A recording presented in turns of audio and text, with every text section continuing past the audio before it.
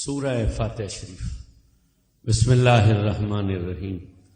الحمدللہ رب العالمین الرحمن الرحیم مالک یوم الدین، ایاک نعبد و ایاک نستعین، اہدنا الصراط المستقیم صراط الذین انعمت علیہم غیر المغضوب علیہم ولا الضالین آمین۔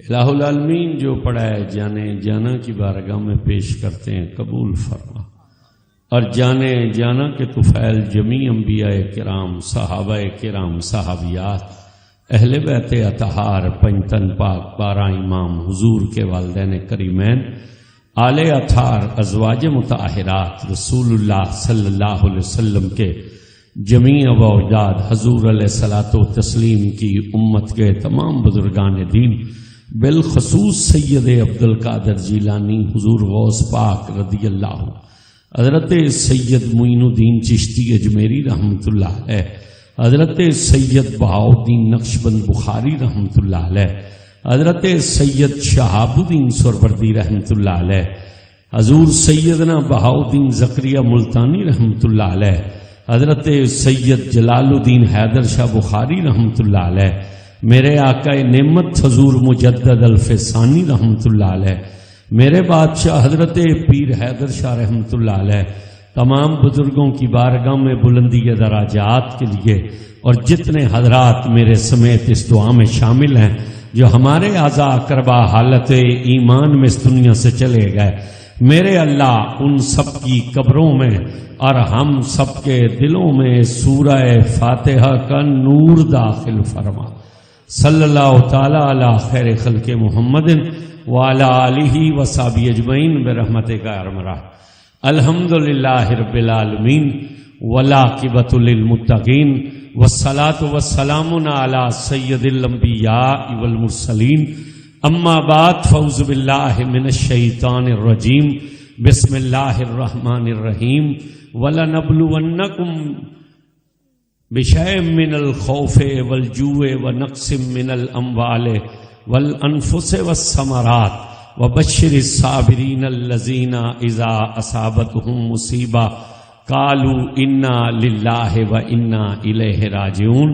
قال اللہ تعالی فی الکلام المجید والفرقان الحمید، ان اللہ وملائکتہ یصلون علی النبی یا ایہا الذین آمنوا صلوا علیہ وسلموا تسلیما۔ کوئی زبان خاموش نہ رہے، بڑی ایمانداری سے پڑھی الصلاۃ والسلام علیک یا سیدی یا رسول اللہ وعلی آلک وصحابک یا حبیب اللہ، الصلاۃ والسلام علیک یا رحمت للعالمین وعلی آلک وصحابک یا جد الحسن والحسین۔ جتنا مجمع ہے اتنی آواز نہیں ہے، جس بندے کے کلیجے میں ایمان ہے اور اس کے منہ میں زبان ہے اسے اونچی آواز سے پڑھنا چاہیے الصلاۃ والسلام علیک یا قائد الغر المحجلین وعلی آلک وصحابک یا امام الانبیاء والمرسلین۔ انتہائی قابل تکریم حضرات محترم، آج کی عظیم الشان محفل میلاد مصطفیٰ صلی اللہ علیہ وسلم جو حضرت قبلہ پیر صاحب کے زیر صدارت اس مقام پر انعقاد پذیر ہے، بڑی لمبی محفل ہے، بڑی دیر سے آپ رات بیٹھے ہیں اور کافی وقت ہو گیا ہے، اور جو موضوع میرے ذمے لگایا گیا ہے وہ تو موضوع بھی بڑا لمبا ہے، تو بہرحال میں کچھ اختصار کے ساتھ چند ایک باتیں پیش کرنے کی کوشش کروں گا۔ دعا ہے اللہ رب العزت اس محفل کو اپنی بارگاہ میں مقبول فرمائے، اور اس محفل ذکر کا صدقہ اللہ ہماری دنیا بھی بہتر فرمائے اور آخرت بھی بہتر فرمائے۔ تعریفیں ساری و ذات کے لیے ہیں جو رب ہے، رحمان ہے، رحیم ہے، جس کی شان کا عالم یہ ہے کہ ہوا چلتی ہے تو اس کا ذکر کرتی ہے، پتے سرکتے ہیں تو اس کی تسبیح پڑھتے ہیں، سورج نکلتا ہے تو اس کی پاکی بیان کرتا ہے، چاند چمکتا ہے تو اس کی تقدیس بولتا ہے، تارے دمکتے ہیں تو اس کی تمجید کہتے ہیں، اور پانی بہتا ہے تو اس کا ذکر کرتا ہے۔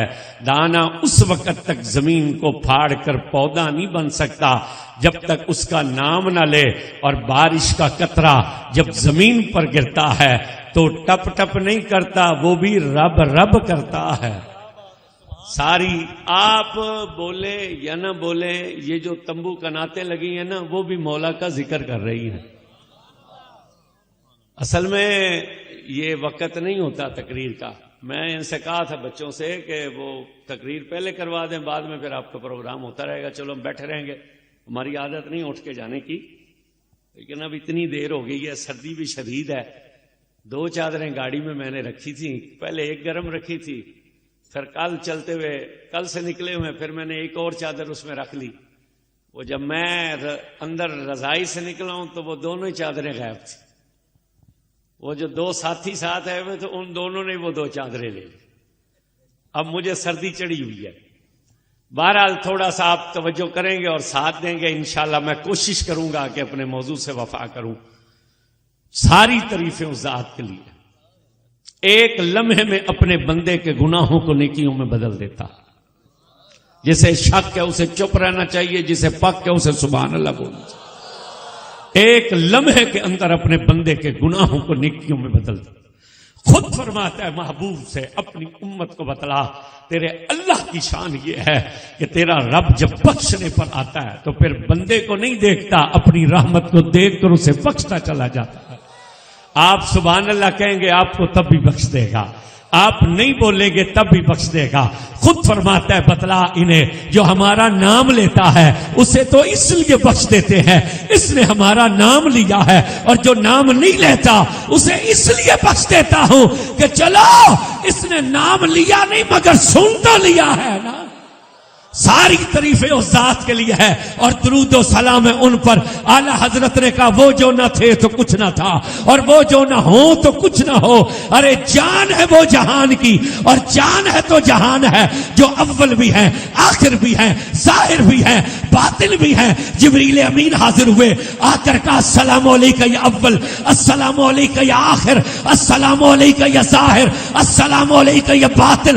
حضور نے مسکرا کر کہا جبریل اول تو اللہ ہے، آخر تو اللہ ہے، ظاہر تو اللہ ہے، باطن تو اللہ ہے. جبریل نے ہاتھ جوڑ کر کہا یا رسول اللہ میں کیا کروں؟ میں جب اس کے دربار میں جاتا ہوں وہ خود فرماتا ہے اول بھی محمد ہے اور آخر بھی محمد ہے، ظاہر بھی محمد ہے باطن بھی محمد ہے. یہی وجہ ہے کہ گڑی شریف کے تاجدار نے کہا محمد محمد بکیندے گزر گئی، احد نال احمد ملیندے گزر گئی. میں اپنی آیاتی تو قربان تھی ماں، خدا کو محمد صدیدے گزر گئی. ان پر سلام جن پر اترے ہوئے قرآن میں کہا وَلَنَبْلُوَنَّكُمْ بِشَيْءٍ مِّنَ الْخَوْفِ وَالْجُوعِ وَنَقْصٍ مِّنَ الْأَمْوَالِ وَالْأَنفُسِ وَالثَّمَرَاتِ. ہم تمہیں ضرور آزمائیں گے، خوف کے ساتھ، بھوک کے ساتھ، مال کے نقصان کے ساتھ، جان کے نقصان کے ساتھ، والثمرات پھلوں کے نقصان کے ساتھ. امام شافعی نے لکھا والانفس والثمرات سے مراد ہے اللہ نے فرمایا کبھی بڑی جانیں لے کر آزماؤں گا، کبھی چھوٹی جانیں لے کر آزماؤں گا. اور پھر آگے کیا فرمایا وبشر الصابرین الذین اذا اصابتهم مصیبہ. خوشخبری ان کے لیے ہے جن پر مصیبت آئی تو انہوں نے صبر کیا. قالو اور کہا انا للہ و انا الیہ راجعون، اے اللہ ہم تیرے لیے ہیں اور تیری ہی طرف لوٹ کر آنے والے ہیں. سورہ بقرہ کی ان آیتوں میں اللہ نے 5 امتحانوں کا ذکر کیا. اللہ نے فرمایا یہ 5 امتحان ہم لیں گے. خوف سے آزمائیں گے، بھوک سے آزمائیں گے، مال کے نقصان سے آزمائیں گے، کبھی چھوٹی جانیں لے کر آزماؤں گا اور کبھی بڑی جانیں لے کر آزماؤں گا. یہ 5 امتحان اللہ نے بیان کیے.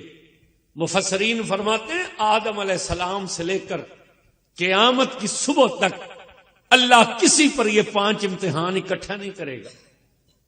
اللہ نے جس سے بھی امتحان لیا یا جن سے بھی امتحان لے گا، ایک امتحان ایک وقت میں، یا 2 امتحان یا 3 امتحان، اس سے زیادہ اکٹھے نہیں کرے گا. پوری کائنات میں ایک واحد ذات ہے امام حسین علیہ السلام کی، کہ 7 محرم سے اللہ نے امتحان شروع کیا، 10 محرم کی عصر تک اللہ نے 5 امتحان اکٹھے کر دیے. وہ امتحان لیتا رہا، حسین امتحان دیتا رہا. اس نے امتحان لینے میں کمی نہیں کی، حسین پاک نے امتحان دینے میں کمی نہیں کی. 10 محرم کی عصر شہادتیں ہو گئیں. مجھے انہوں نے کہا ہے کہ میں کو کربلا سے آگے کے واقعات بیان کروں. ایام تو یہ نہیں ہے، لیکن اب چونکہ حکم تھا تو میں کچھ باتیں کربلا سے لے کر دمشق تک چند ایک باتیں میں عرض کر دیتا ہوں. بس توجہ کیجئے گا. عصر کی نماز پر شہادتیں ہو گئیں، خیمے جل گئے، اور جب خیموں کو گھیرا ڈالا ہے نا یزید کی فوج نے، شمر 300 سپاہیوں کو لے کر آیا ہے. حضرت شیری نے جناب زینب سے آ کر کہا کہ شمر آ رہا ہے اور مجھے ڈر ہے کہ وہ بے ادبی نہ کرے، مجھے ڈر ہے کہ وہ کوئی توہین نہ کرے. آپ نے فرمایا پھر حضرت شیری یہ امام حسین کی کنیز تھی، یہ حضرت شہر بانوں کے ساتھ قید ہو کر آئی تھی. اس نے کہا اے بی بی تو بد دعا کر یہ لشکر غرق ہو جائے، تو بد دعا کر یہ لشکر اندھا ہو جائے. حضرت سیدہ زینب نے شیری کی بات سن کر فرمایا سن، میں ظلم برداشت کر لوں گی مگر میں بد دعا نہیں کروں گی. میں ظلم برداشت کر لوں گی مگر میں بد دعا نہیں کروں گی. کیوں؟ پہلے نبی آتا تھا وہ بد دعا کرتا تھا، امت برباد ہو جاتی تھی. نیا نبی آتا تو نئی امت آ جاتی، پھر وہ نبی بد دعا کرتا، امت ختم ہو جاتی. پھر امت آتی، نیا نبی آ جاتا. میرا نانا ہے آخری نبی، یہ امت ہے آخری، میں بد دعا کروں یہ امت غرق ہو جائے، میرے نانے کے بعد نبی آنا کوئی نہیں، تو یہ امت آخری امت ہے. میں بد دعا نہیں کروں گی، میں صبر کر کے انہیں بتلا دوں گی کہ تم دغا کرتے رہے اور ہم وفا کرتے رہے. ارے اپنا اپنا فرض تھا، دونوں ادا کرتے رہے. تم جفا کرتے رہے اور ہم وفا کرتے رہے. اس وقت بی بی نے سب کو ایک خیمے میں اکٹھا کر لیا. انہوں نے امام حسین کے خیموں کو لوٹ لیا اور خیموں کو سامان لوٹ کر آگ لگا دی. یہاں پر توجہ کیجئے گا، سیر نگاروں نے اور تاریخ نگاروں نے لکھا کہ یزیدیوں نے امام حسین علیہ السلام کے جسم سے کپڑے بھی اتار لیے تھے. ان کی پگڑی اتار لی، چادر اتار لی، ان کا جبہ اتار لیا.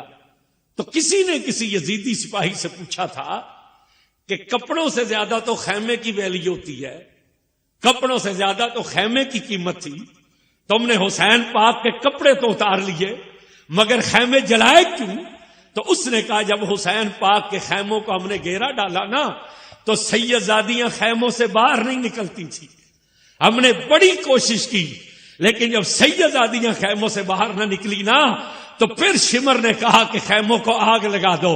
جب خیموں کو آگ لگائی تو پھر سیدزادیوں نے وقت کے امام سے پوچھا تھا کہ اب شریعت کیا حکم دیتی ہے، ہم خیموں سے باہر نکل آئے یا رسول کی بیٹیاں خیموں کے اندر چل جائیں؟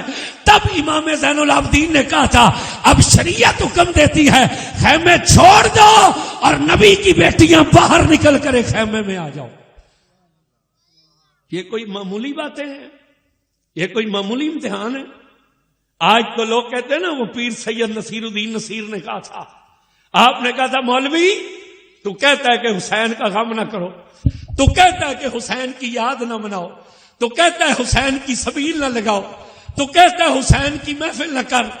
پیر نصیر الدین نے کہا کاش تیری بھی 4 سال کی سکینہ ہوتی، وہ بھی پیاسی روتی، پھر میں تجھ سے پوچھتا تیرا بھی 18 سال کا علی اکبر ہوتا جس کے ٹکڑے کربلا کے میدان میں ہوتے، تیری بہنیں کے خیموں کو بھی لشکر یزید جو ہے وہ دشمن کا لشکر گھیرا ڈالتا، پھر میں تجھ سے پوچھتا کہ منظر کیا ہوتا ہے. میرے دوستوں، میرے توجہ بھائیو توجہ کیجئے گا، خیمے لوٹ لیے گئے.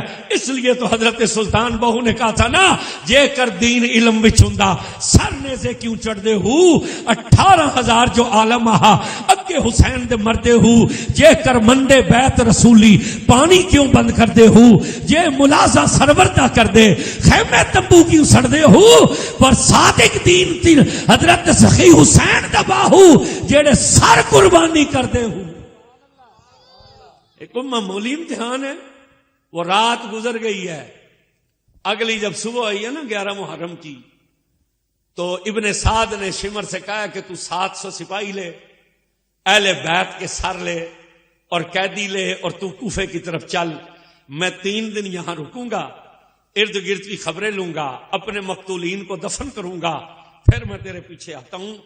دستور زمانے کا یہی ہے، جب کسی گھر میں میت ہو جاتی ہے نا تو پھر جنازے چلے جاتے ہیں اور پردہ دار رہ جاتے ہیں، جنازے چلے جاتے ہیں اور پردہ دار رہ جاتے ہیں۔ مگر 11 محرم کو 61 ہجری آسمان نے ایک منظر عجیب دیکھا کہ پردہ دار چلے گئے اور جنازے رہ گئے، جنازے اسی طرح پڑے رہے، پردہ دار چلے گئے۔ انہوں نے قافلے کو روانہ کیا، سارا دن قافلے نے سفر کیا۔ پہلی رات جب آئی ہے نا شام، انہوں نے جنگل میں پڑاؤ ڈالا ہے۔ شمر نے اپنی فوج کو حکم دیا ہے کہ امام کی اونٹنیوں میں سے ایک اونٹنی ذبح کرو اور اس کا سالن بناؤ۔ اونٹنی ذبح ہوئی، کھانا تیار ہو گیا۔ جب یزیدی کھانا کھانے کے لیے بیٹھے، جیسے ہی وہ سالن میں ہاتھ ڈالتے گوشت سیاہ ہو جاتا، سالن خراب ہو جاتا، سارے لشکر کا کھانا خراب ہو گیا۔ شمر اٹھا، امام زین العابدین علیہ السلام کے پاس آیا، آ کر کہنے لگا تمہاری کوئی ڈاچی بیمار ہے؟ آپ نے فرمایا وجہ کیا ہے؟ اس نے کہا ہم نے ڈاچی ذبح کی، جب ذبح کی تو ٹھیک تھی، گوشت بنایا تو ٹھیک تھا، پکایا تو ٹھیک تھا، جب برتنوں میں ڈالا تو ٹھیک تھا، لیکن جب ہم کھانے کا ارادہ کرتے ہیں گوشت خراب ہو جاتا ہے، سالن میں سے سرانڈ اٹھتی ہے۔ آپ نے فرمایا کون سی ڈاچی ذبح کی ہے؟ اس نے کہا قطار میں سے تیسری۔ آپ نے فرمایا وہ بیمار تو نہیں تھی، وہ تو بالکل ٹھیک تھی۔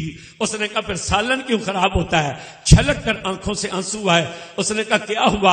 آپ نے فرمایا ظالم وہ ڈاچی بیمار تو نہیں تھی، یہ وہ ڈاچی تھی جس پر میرا ویر علی اکبر مدینے سے سوار ہو کر آیا تھا، وہ بیمار تو نہیں تھی۔ اس نے کہا پھر سالن کیوں خراب ہو گیا؟ آپ نے کہا بات یہ ہے اللہ کی غیرت نے یہ گوارا نہیں کیا کہ سواری پاکوں کی ہو اور خوراک پلیتوں کی بن جائے، سواری پاکوں کی اور خوراک پلیتوں کی بن جائے۔ اس نے برا بھلا کہا، اٹھ کر چلا گیا۔ رات گزر گئی، اگلا دن ہوا، قافلہ پھر چلا، سارا دن سفر کیا۔ کوفے سے پہلی منزل آ گئی، یہ ایک کلیسا تھا، اس نے قافلے کو علیحدہ سے ٹھہرایا، خولی کو امام حسین کے سر والا نیزہ دے کر اس گرجا گھر کے قریب کھڑا کر دیا۔ آدھی رات کا وقت ہوا، گرجے کا دروازہ کھلا، اندر سے پادری نکلا۔ اس نے خولی سے پوچھا من انتا، کون ہو تم؟ اس نے کہا میں خولی ہوں۔ اس نے کہا یہ سر کس کا ہے؟ اس نے کہا میں نہیں بتلا سکتا۔ اس نے کہا کیوں نہیں بتلا سکتے؟ اس نے کہا حکومت کا آرڈر ہے۔ اس نے کہا ایک تو ہے اور ایک میں ہوں، بندہ تو تیسرا ہے ہی کوئی نہیں، تو بتلا دے تو کسی کو کیا پتا چلے گا؟ اس نے کہا نہیں، حکومتوں کے بڑے ذریعے ہوتے ہیں، میں نہیں بتا سکتا۔ اس نے راہب نے کہا تو مجھے بتلا ورنہ میرا کلیجہ پھٹ جائے گا۔ اس نے کہا ہم مسلمان ہیں، تو عیسائی ہے، تجھے تکلیف کیا ہے، تو کیوں پوچھنا چاہتا ہے؟ تو اس عیسائی پادری نے کہا سن، جب میں اس کٹے ہوئے سر والے کو دیکھتا ہوں نا تو اس کے سر سے لے کر آسمان تک مجھے نور ہی نور نظر آتا ہے۔ کٹے ہوئے سر والا، اس نے کہا ہاذا راس الحسین، یہ حسین کا سر ہے۔ اس نے کہا کون حسین؟ اس نے کہا حسین ابن رسول اللہ، یہ رسول اللہ کے بیٹے کا سر ہے۔ اس نے کہا اچھا بات اس طرح ہے، رات آدھی گزر گئی ہے، آدھی باقی ہے، سر مجھے دے دے، صبح سر بھی واپس دے دوں گا، 10,000 دینار بھی دوں گا۔ خولی نے کہا میں اکیلا یہ کام نہیں کر سکتا، مجھے شمر سے پوچھنے دے۔ شمر کے پاس آیا، کہنے لگا 2-4 گھنٹوں کی بات ہے، سر بھی واپس ملتا ہے، 10,000 دینار بھی ملتے ہیں۔ شمر نے کہا دے دے۔ اس نے واپس آ کر نیزے سے سر اکھاڑ کر اس عیسائی کو دے دیا۔ اس نے سر لیا، اندر چلا گیا، بڑا سارا کمرہ تھا، سندل کی لکڑی کی میز تھی، امام کا سر اس لکڑی کی میز پر اس طریقے سے رکھا، چہرہ اوپر کی طرف ہو گیا، زلفیں نیچے کی طرف آ گئیں، زلفوں میں کنگھی کی، خشک خون نکالا، چہرے کو صاف کیا، سامنے ہاتھ باندھ کر بیٹھ گیا۔ جب تہجد کا وقت ہوا نا، امام کے ہونٹ ہلے، آواز آئی سبحان ربی الاعلی، سبحان ربی الاعلی، سبحان ربی الاعلی۔ عیسائی غش کھا کے گرا، تھوڑی دیر بعد ہوش آئی تو ہاتھ باندھ کر کہنے لگا حسین ابن علی، میں نے تورات زبور اور انجیل میں تیرے نانے کے معجزے تو بڑے پڑے تھے مگر ضد کی وجہ سے کلمہ نہیں پڑھا تھا، مگر آج تیرے کٹے ہوئے سر کی تسبیح دیکھ کر میں تیرے نانے پر ایمان لے کر آتا ہوں۔ میں کلمہ پڑھ کے مسلمان ہوتا ہوں۔ کلمہ پڑھ کے مسلمان ہو گیا۔ جب صبح فجر کا وقت ہوا پہلے 10,000 دیناروں کی تھیلی لے کر گیا، وہ تھیلی دی، پھر بعد میں امام کا سر لے کر گیا۔ جب سر شمر کو دینے لگا تو اونچی آواز میں بولا اشہد ان لا الہ الا اللہ وحدہ لا شریک لہ واشہد ان محمدا عبدہ ورسولہ۔ تو شمر نے کہا یہ کلمہ تجھے کہاں سے ملا ہے؟ رات تو عیسائی تھا، اب تو کلمہ پڑھ رہا ہے۔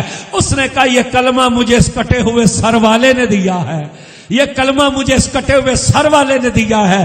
شمر کہنے لگا حیرت کی بات ہے، ہم کلمہ پڑھ کے سر کاٹ آئے ہیں، ہمیں ہوا کچھ نہیں اور تجھے کٹے ہوئے سر والے نے کلمہ دے دیا ہے۔ اس نے کہا شمر یہ اپنے اپنے نصیب کی بات ہوتی ہے، کئی وہ ہوتے ہیں جو کلمہ پڑھ کے سر کاٹ کے مردود بن جاتے ہیں اور کوئی وہ ہوتے ہیں جو کٹے ہوئے سر کو چوم کر خدا کے محبوب بن جاتے ہیں۔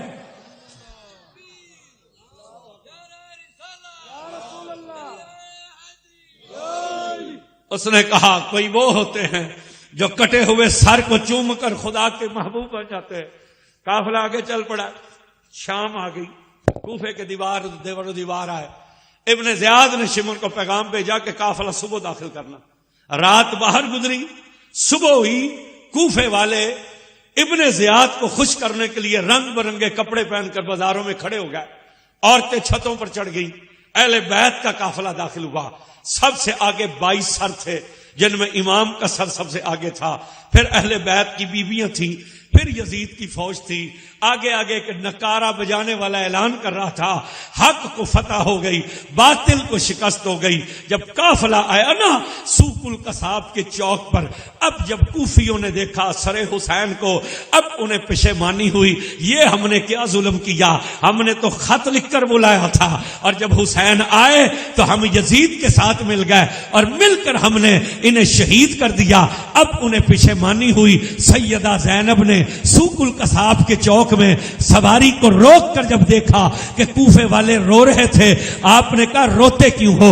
تم نے ہمیں بلایا اور ہمیں بلا کر بے گناہ ہمیں قتل کیا اور ہمیں شہید کیا، اب تم روتے ہو؟ جاؤ قیامت کی صبح تک تم روتے رہو گے، تمہارا گناہ معاف نہیں ہوگا، تمہارا گناہ معاف نہیں ہوگا۔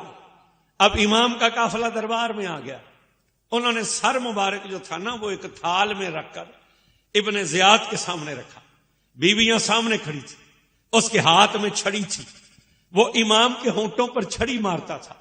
حضرت زید بن ارقم صحابی رسول اس دربار میں تھا، ان سے رہا نہ گیا، اٹھ کر کھڑے ہوئے اور فرمایا بدنہاد چھڑی ہٹا لے، میں نے ان لبوں سے نبی پاک کو لب ملاتے ہوئے دیکھا۔ ابن زیاد نے کہا اگر مجھے تیرے صحابی ہونے کا خیال نہ ہوتا میں ابھی تیری گردن اتار دیتا۔ آپ نے فرمایا بدنہاد تجھے میرے صحابی ہونے کا تو خیال ہے، تجھے نبی کی آل کا خیال نہیں ہے۔ یہ کہتے ہوئے روتے ہوئے نکل گئے۔ جب دربار ختم ہو گیا نا، اب وہ مسئلہ پیدا ہو گیا۔ اس نے کہا یہ سر خزانے میں جمع کر دو، بیویوں کو قید خانے میں بھیج دو، اور تم جا کر اعلان کرو کل میں تمہیں روانہ کروں گا دمشق کی طرف۔ جھگڑا پڑ گیا۔ خولی نے کہا میں امام حسین کا سر نہیں دوں گا۔ انہوں نے کہا کیوں؟ اس نے کہا کاٹ کر میں لایا ہوں، میں سر یہاں جمع کرا دوں تو رات کو کسی اونٹنی سوار کو دیکھ کر یزید کے پاس بھیج دے، انعام تو لے جائے، لعنت دنیا کی میں نے لی ہے، میں تو یہ سر اپنے گھر لے کر جاؤں گا۔ جب جھگڑا بڑھ گیا شمر نے کہا کوئی بات نہیں، ایک رات ہی کا تو وقت ہے، ابن زیاد سے کہا سر لے جانے دے۔ وہ خولی کو سر دے دیا۔ یہ سر لے کر جب چلا نا اور آدھے رستے میں پہنچا، اسے خیال آیا کہ میری بیوی پچھلے سال حج پر گئی تھی، جب واپس آئی تو اس نے مجھے کہا خولی میں تجھے ایک بات سناؤں. میں نے کہا سنا. اس نے کہا خولی جب حج مکمل ہو جاتا ہے نا تو حج کا آخری رکن ہوتا ہے طواف زیارت. ہر حاجی کو طواف زیارت کے لیے آنا پڑتا ہے. اس نے کہا جب میں طواف زیارت کے لیے آئی, لاکھوں کا مجمع تھا, نفسا نفسی کا عالم تھا, ہر بندہ چاہتا تھا میں حجر اسود کو چوم لوں. دھکے پڑ رہے تھے, چیخ و پکار ہو رہی تھی, لوگوں کو پرواہ ہی نہیں تھی. اس نے کہا اس عالم میں ہر بندے کی خواہش تھی میں حجر اسود کو چوموں. اچانک ایک اونٹنی سوار حرم کعبہ میں داخل ہوا تو کسی نے پکار کر کہا حسین آیا. اتنا سننا تھا, لوگوں نے حجر اسود کو چھوڑ دیا. انہوں نے کہا حجر اسود کو نبی نے 1 مرتبہ چوما ہے اور حسین کو نبی نے 6 سال چوما ہے. لوگوں نے حجر اسود چوم دیا. کوئی امام کے ہاتھ چومتا تھا, کوئی پاؤں چومتا تھا, کوئی چادر چومتا تھا, کوئی سواری چومتا تھا. خولی نے سوچا میری بیوی تو اس دن کی امام حسین کی عاشق ہے, میں سر کاٹ کر لے جا رہا ہوں. اب پریشان ہوا. اس کے ذہن میں خیال آیا پریشانی کی کیا بات ہے. اس کے گھر کے 2 حصے تھے. آپ کے دیہات میں بھی ابھی اسی طرح ہی ہے. پہلے حصے میں حویلی تھی, تندور اور تالاب تھا اور جانور بندے تھے. دوسرے حصے میں رہائش تھی. اس نے کیا کیا, امام کا سر مبارک تندور کے اندر رکھا, اوپر گھڑا رکھ دیا. دروازہ کھٹکھٹایا. بیوی نے پوچھا کون ہے. اس نے کہا خولی. اس نے کہا اچھی بات ہے, کیا بنا. کہنے لگا حق والے جیت گئے, باطل والوں کو شکست ہو گئی. اس نے کہا روٹی کھا, آرام کر, تھک گیا. یہ روٹی کھا کر سو گیا. وہ بی نیک تھی. تہجد کا وقت ہوا, تہجد کی نماز کے لیے اٹھی.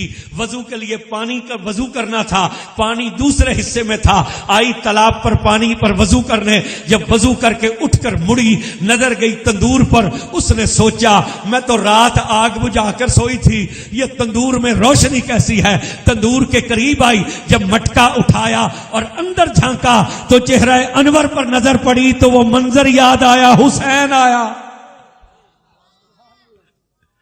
وہ منظر یاد آیا, حسین آیا. غش کھا کے گر گئی, بے ہوش ہو گئی.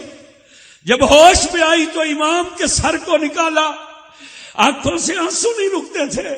سر چوما, دروازہ کھولا, خولی کو اٹھایا. اٹھا کر کہنے لگی تیری نسل ختم ہو جائے. تو کہتا تھا حق جیت گیا ہے, باطل کو شکست ہو گئی ہے, تو حق کا سر کاٹ کر لے آیا ہے. یہ پکڑ چابیاں, میں جاتی ہوں. اس نے کہا کدھر جاتی ہے. اس نے کہا تیرا میرا نکاح ختم ہو گیا ہے, تیرا میرا رشتہ کوئی نہیں رہا. خولی نے کہا عورتوں کے کہنے سے تو نکاح ختم نہیں ہوتے. نکاح تب ختم ہوتا ہے یا میں مر جاؤں اور تو بیوہ ہو جائے, یا میں تجھے طلاق دے دوں. طلاق میں نے دی کوئی نہیں, مرا میں ہوں نہیں, نہ تو بیوہ ہے. نکاح کیسے ختم ہو گیا. اس نے کہا ظالم ایک تیسری بھی شرط ہے. اس نے کہا وہ کون سی. اس نے کہا جب مرد کا مذہب بدل جائے اور عورت کا مذہب اور نکاح تب بھی ختم ہو جاتا ہے. اس نے کہا مذہب کیسے بدل گیا. اس نے کہا مذہب تو بدل گیا, تو حسین کا قاتل ہے, میں حسین کی عاشق ہوں. مذہب تو بدل گیا ہے, تو حسین کا قاتل ہے, میں حسین کی عاشق ہوں, میں جا رہی ہوں. اس نے بچوں کو اٹھایا. اس نے کہا ماں جاتی ہے. بچے پیروں میں پڑ گئے. اس نے کہا بچوں اب تمہیں دیکھوں یا فاطمہ کے لال کو دیکھوں. تاریخ کہتی ہے روتی ہوئی نکل گئی. یہی کہتی تھی مدینے جاؤں گی, جالیاں پکڑ کر کہوں گی حضور میرا قصور کوئی نہیں, میرا کوئی عمل دخل نہیں, کتابیں خاموش ہیں, بس اتنا ہی لکھا ہے. روتی ہوئی نکل گئی. خولی اٹھا. اس نے آدھی رات کو شمر کو اٹھایا. اس نے کہا ہم تو یہی بتلاتے آئے تھے کہ حق باطل کی جنگ ہے. اگر لوگوں کو پتہ چلا تو کوفے کا ہر گھر اجڑ جائے گا, لہذا ابھی قافلے کو روانہ کرو. انہوں نے آدھی رات میں بیویوں کو اٹھایا, اونٹوں پر چڑھایا, قافلے کو روانہ کر دیا. 2 رستے جاتے تھے کوفے سے شام کی طرف. ایک 600 میل لمبا رستہ تھا, دوسرا 1100 میل لمبا رستہ تھا. ابن زیاد نے شمر سے کہا کہ تو حسین پاک کے قافلے کو لمبے رستے سے لے کر جا. کیوں کہ یہ جو چھوٹا رستہ ہے اس پر آمد و رفت زیادہ ہے. اگر تو چھوٹے رستے سے لے کر جائے ہو سکتا ہے راستے میں کوئی اہل بیت کے عاشقوں کا قافلہ تجھے ٹکر جائے, وہ تمہیں قتل کر کے انہیں رہا کرا لے, اس لیے لمبے رستے سے جاؤ. اور دوسری وجہ یہ تھی اس نے امام زین العابدین سے کہا تھا تو لکھ دے, تیرا باپ باطل پر تھا, یزید حق پر ہے. آپ نے کہا ظالم ہم نے سب کچھ قربان کر دیا ہے، یہ گردن کٹ تو سکتی ہے مگر جھک نہیں سکتی، میں جان دے سکتا ہوں مگر یہ نہیں لکھ سکتا کہ یزید حق پر ہے۔ اس نے کہا لمبے رستے سے قافلہ لے جا، آخر انسان ہے، بیمار ہے، باپ کا کٹا ہوا سر ہے، 21 سر اس کے خاندان کے ہیں، پیچھے ماں اور بہنیں اور بیٹیاں اور بیبیاں قیدی ہیں، کب تک برداشت کرے گا؟ آخر انسان ہے، ہار جائے گا، تھک جائے گا، عاجز ہو جائے گا، لمبے رستے سے لے جا، تکلیفیں دیتے جان۔ انہوں نے قافلہ لمبے رستے سے، جب قافلہ کوفے سے چلا تو جو پہلا شہر آیا نا اس کا نام تھا ہیران۔ ہیران یہودیوں کا شہر تھا، اس کا بازار 2 میل لمبا تھا، اس کے سردار کا نام تھا یا ہیرانی۔ صبح کا وقت تھا کہ امام کا قافلہ ہیران کے بازار میں داخل ہوا، پورے بازار میں جتنے مکان تھے وہ 1 منزلہ تھے، بازار کے درمیان میں جو سردار کا مکان تھا وہ 2 منزلہ تھا، نام اس کا یا ہیرانی تھا، مذہباً یہودی تھا۔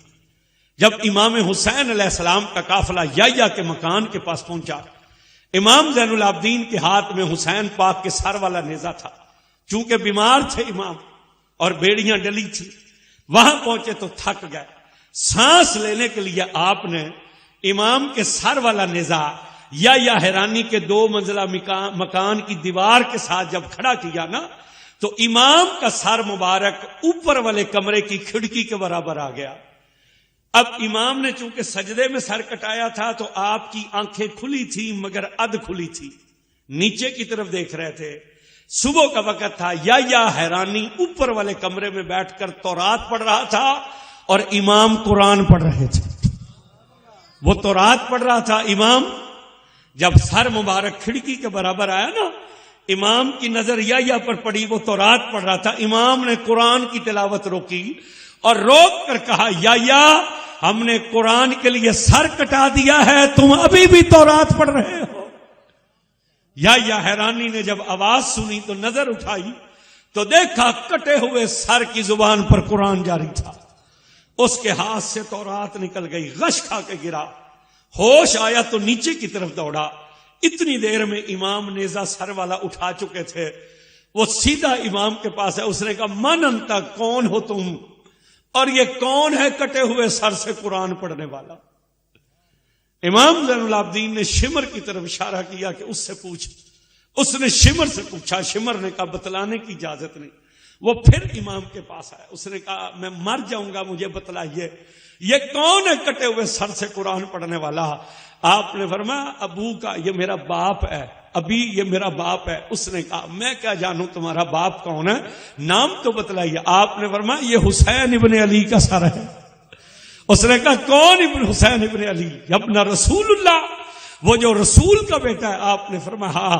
اس نے کہا اے امام، میں نے تیرے نانے کے معجزے تورات اور زبور میں تو پڑھے تھے مگر ضد کی وجہ سے کلمہ نہیں پڑھا تھا، آج حسین کے کٹے ہوئے سر کی کرامت دیکھ کر میں تیرے نانے پر ایمان لے کر آتا ہوں۔ کلمہ پڑھ کے مسلمان ہو گیا۔ اس نے امام زین العابدین سے عرض کی 1 میری بیوی ہے، 2 میری بیٹیاں، میں انہیں بلاتا ہوں، انہیں بھی کلمہ پڑھائیے۔ اس نے خادم سے کہا میری بیوی میری بیٹیوں کو لے کر آ۔ جب خادم بیویوں اور بیٹیوں کو لایا نا تو امام نے فرمایا سن، میں مرشد ضرور ہوں، میں پیر ضرور ہوں مگر وہ نہیں جڑا رنا نو کلمے پڑھاواں۔ میں مرشد ضرور ہوں مگر وہ نہیں جو عورتوں کو کلمے پڑھاؤں۔ عورتوں کو کلمہ پڑھانے کے لیے میری پھپھی زینب جو موجود ہے، اس کی بیوی اور بیٹیوں نے حضرت زینب کے ہاتھ پر اسلام قبول کیا۔ اب اس نے امام سے کہا میں خدمت کرنا چاہتا ہوں۔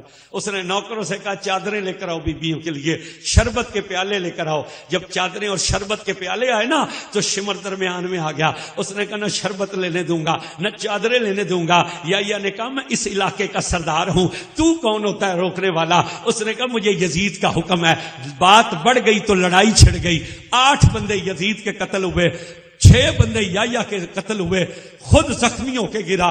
جب گرا تو آنکھوں میں آنسو نکلے۔ میرے امام نے یا کو روتے دیکھا، امام نے یا کا سر گود میں لیا۔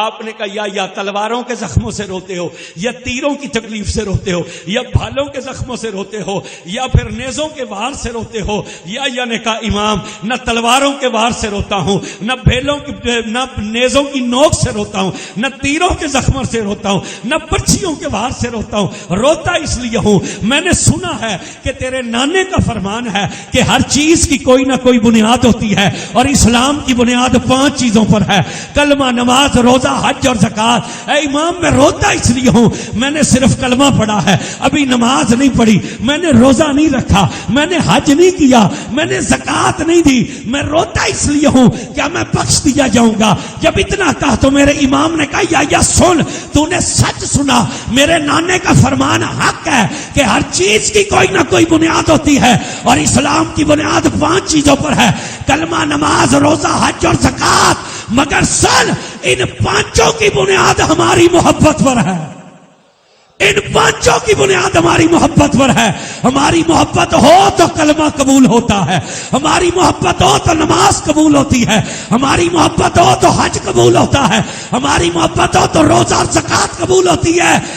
یا سن، لوگ نمازیں پڑھیں گے، ان کی نمازوں کے گواہ ان جیسے نمازی ہوں گے، لوگ روزے رکھیں گے، ان کے روزوں کے گواہ ان جیسے روزہ دار ہوں گے، لوگ حج کریں گے، ان کے حج کے گواہ ان جیسے حاجی ہوں گے۔ تو کتنا نصیب والا ہے جس کے کلمے کا گواہ حسین ابن علی کا بیٹا قیامت کے دن دے گا۔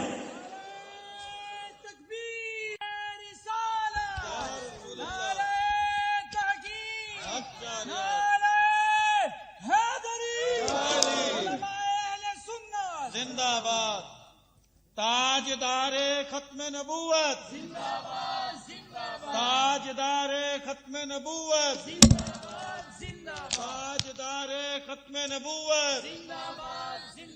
آپ نے فرمایا تو کتنا خوش نصیب ہے جس کے کلمے کا گواہ حسین ابن علی کا بیٹا۔ یہاں سے قافلہ نکل گیا۔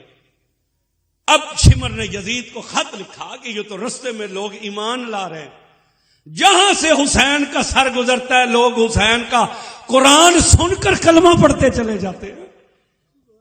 رستے میں بغاوتیں شروع ہو گئیں۔ یزید نے وہ جو باقی رستے میں شہر تھے نا، ان کے جو گورنر تھے انہیں خط لکھے کہ تمہاری ریاست چھوٹی ہے، میری ریاست بڑی ہے، میرے کچھ سپاہی اور قیدی آ رہے ہیں، میرے سپاہیوں کا خیال کرو اور میرے قیدیوں کو اذیت دو، آج تم میرے کام آؤ، کل میں تمہارے کام آؤ۔ اب وہ جو خط لکھے تو اس سے جو اگلا شہر تھا وہ شہر تھا نصیب موصل کا۔ موصل کا جو گورنر تھا اس کا نام تھا عماد الدولہ۔ جب عماد الدولہ کے پاس یزید کا خط آیا، اس نے اپنے وزیروں کو اکٹھا کیا، اس نے کہا یزید نے یہ خط لکھا ہے، مجھے رائے دو کیا کرنا چاہیے۔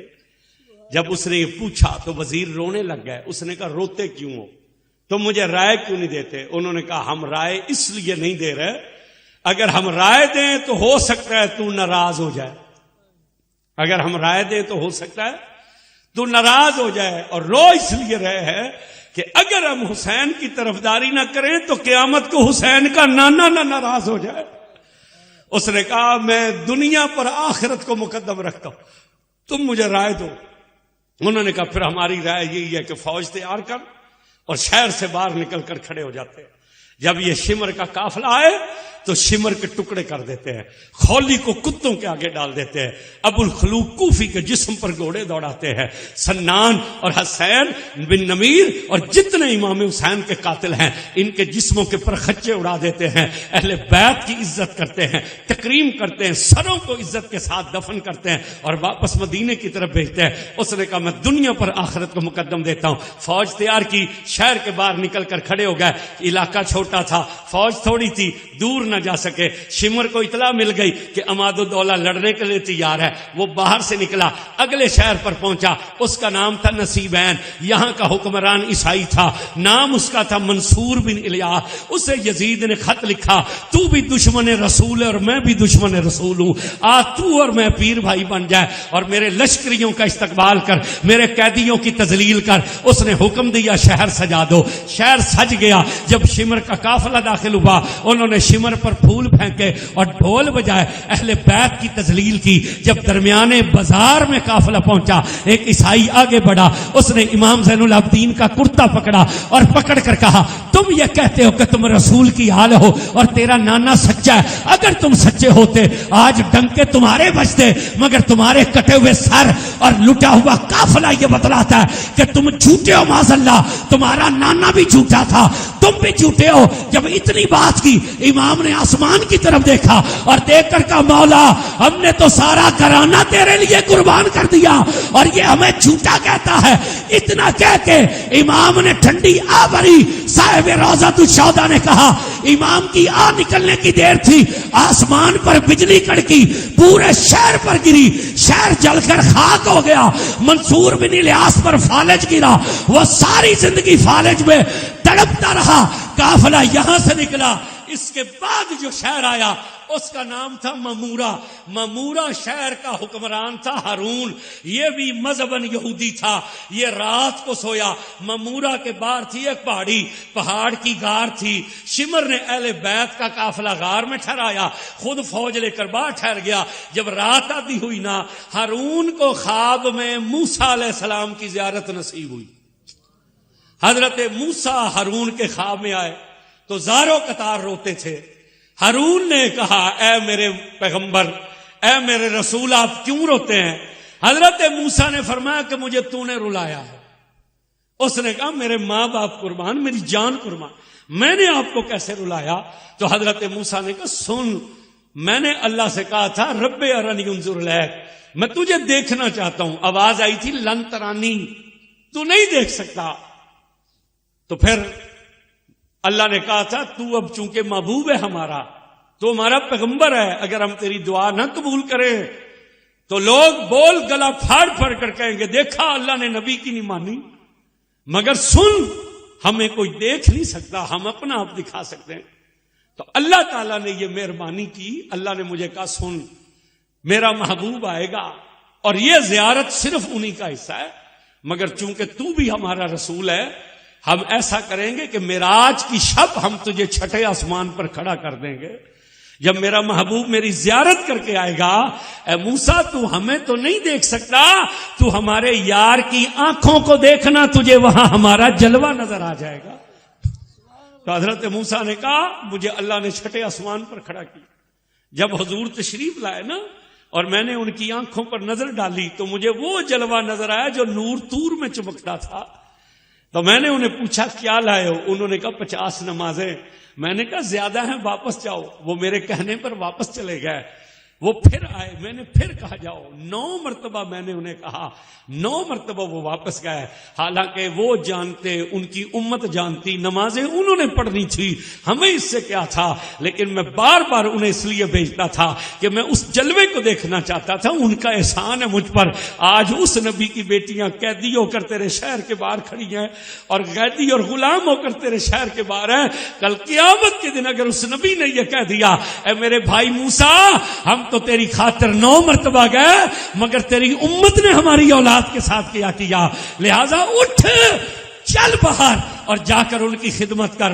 ہارون نے کہا مجھے ان کا کیسے پتا چلے گا؟ حضرت موسیٰ نے کہا سن، ثانی زہرا کا مجھ سے بھی پردہ ہے. میں زینب کے خواب میں نہیں آیا کہ زینب کا مجھ سے بھی پردہ ہے. وہ فاطمہ کی بیٹی ہے، اس کی ماں سے فرشتوں کا بھی پردہ تھا. میں زینب کے خواب میں تو نہیں آیا، لیکن میں حضرت شہربانوں کی کنیز شیری کے خواب میں آیا ہوں. میں نے اسے حکم دے دیا ہے، وہ وہاں سے دروازے پر آ رہی ہے، تو یہاں سے دروازے پر چل. وہ دستک دے گی، تم پوچھنا کون ہے؟ تو وہ پوچھے گی تم کون ہو؟ تو تم بتلانا میں ہارون ہوں. وہ کہے گی میں شیری ہوں. وہ تجھے امام زین العابدین کے پاس لے جائے گی. پھر جیسے وہ حکم کریں تو حکم پر عمل کرنا. اور سن، میں نے شیری کا نکاح امام سے عرض کیا کہ تیرے ساتھ کر دیں. ادھر سے ہارون اٹھا، ادھر سے شیری چلی. غار کا ایک سرا شہر کے دروازے پر آتا تھا. رات آدھی تھی، یزیدی کتے سوئے ہوئے تھے. حضرت شیری نے دروازہ کھٹکھٹایا. اندر سے ہارون نے پوچھا کون؟ آپ نے فرمایا تو کون ہے؟ اس نے کہا میں ہارون ہوں. فرمایا میں شیری ہوں. اس نے دروازہ کھولا. یہ امام زین زین العابدین کے پاس لائی. یہ جاتے امام کے قدموں میں گرا. اس نے کہا پہلے مجھے کلمہ پڑھائیے. میں اس نبی کا کلمہ کیوں نہ پڑھوں جس کے موسیٰ پر بھی احسان ہے؟ میں ان کا امتی کیوں نہ بنوں جن کے موسیٰ پر بھی احسان ہے؟ کلمہ پڑھ کے مسلمان ہوا. امام نے حضرت شیری کا نکاح ہارون کے ساتھ کیا کیونکہ حضرت موسیٰ کا حکم تھا. اس نے کہا مجھے اجازت دیجیے, رات ہو گئی ہے, فوج سو رہی ہے, میں جا کر فوج کو جگاتا ہوں, انہیں تیار کرتا ہوں, باہر سے حملہ کرتا ہوں, یزیدیوں کے ٹکڑے کرتا ہوں, آپ کو آزاد کرواتا ہوں اور آپ کی خدمت دیتا ہوں. آواز تھوڑی سی اونچی ہو گئی. یہ چلا تو شمر کی آنکھ کھل گئی. شمر پیچھے سے آیا, غار کے اندر ہی ہارون کو اس نے قتل کیا اور قتل کر کے اسی وقت قافلے کو چلایا. قافلہ چلا, اب دمشق کے دیوار نظر آئے. یزید نے پیغام بھیجا قافلہ دن کے وقت میں داخلہ کرنا. قافلہ روک دیا گیا. جب صبح کا وقت ہوا قافلہ دمشق کے بازاروں میں داخل ہوا. اب شام کے لوگ جو تھے وہ یزید کو خوش کرنے کے لیے نئے کپڑے پہن کر بازاروں میں کھڑے ہو گئے. قافلہ درمیان میں سے گزر رہا تھا. جب بالکل بازار کے درمیان میں پہنچا, ایک بوڑھے صحابی تھے, نام ان کا سہیل سادی تھا. وہ آ کر نہ امام حسین کے سر کو دیکھنے لگے. آپ نے فرمایا بابا کون ہے تو, اور پردیس میں اس طرح ہمیں کیوں دیکھتا ہے؟ انہوں نے کہا اے شہزادے, میں نبی پاک کا صحابی ہوں, نام میرا سہیل سادی ہے, کھجوریں بیچنے آیا تھا, دور کے گاؤں کا رہنے والا ہوں, شہر میں کھجوریں بیچنے آیا. اعلان ہو رہا تھا حق اور باطل کی جنگ ہوئی ہے, حق والے جیت گئے ہیں, باطل والوں کو شکست ہو گئی ہے. چونکہ نبی پاک کا صحابی ہوں, اعلان سنا تو سوچا کہ چلو چل کر حق والوں کی زیارت کر لوں اور باطل والوں کو بھی دیکھ لوں. مگر جنہیں یہ باطل والے کہتے ہیں نور ان کی پیشانیوں میں چمکتا ہے. اس کٹے ہوئے سر والے کو دیکھتا ہوں کہ کون ہے جو کٹے ہوئے سر سے قرآن پڑھ رہا ہے. امام زین العابدین نے فرمایا بابا تو ہمارے نانے کا صحابی ہے اور ابھی تک تو اس کٹے ہوئے سر والے کو نہیں پہچانتا. حضرت سہیل سادی رونے لگے. انہوں نے کہا شہزادے بوڑھا ہو گیا ہوں, نظر کمزور ہو گئی ہے. جب میں توجہ کرتا ہوں نا تو مجھے اور تو سمجھ کچھ نہیں آتی, ان کے ہونٹوں سے محسوس ہوتا ہے کہ یہ حسین ابن علی کا سر ہے. ہونٹوں سے محسوس ہوتا ہے. آپ نے فرمایا ہاں یہ حسین ابن علی کا سر ہے. وہ قدموں میں گرا, تلوار نکالی, کہا مجھے اجازت دو میں آپ کے قدموں پہ قربان ہو جاؤں. آپ نے فرمایا بابا ہم نے ساری امت قتل نہیں کروانی, یہ ہمارا امتحان تھا. اگر تو کوئی خدمت ہی کرنا چاہتا ہے نا تو یہ اعلان کرنے والا جب رک کر اعلان کرتا ہے نا کہ حق والے آ گئے اور باطل والوں کو شکست ہو گئی تو لوگ ٹاچیوں پر میری پھوپھیوں کی طرف دیکھتے ہیں. مجھے بڑی غیرت ہوتی ہے, یہ میرے باپ کے سر کو بیچتے آیا ہے, تو اسے کچھ پیسے دے دے تاکہ یہ قافلے کو بازار میں نہ روکے اور جلدی دربار میں لے جائے.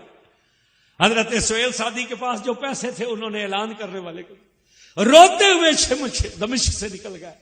ادھر یہ قافلہ چلا, یزید کے دربار میں آ گئے. اس کے سامنے امام کا سر تھا. اس نے چھڑی اٹھا کر امام کے ہونٹوں پر مارا.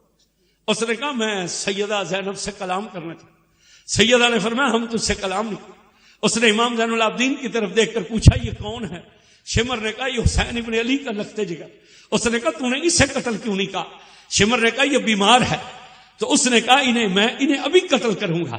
اس نے امام زین العابدین سے کہا مجھے لکھ دے کہ تیرا باپ ناحق تھا اور میری خلافت حق پر ہے. آپ نے فرمایا ظالم ہم مر سکتے ہیں مگر کبھی باطل کو حق نہیں کہہ سکتے.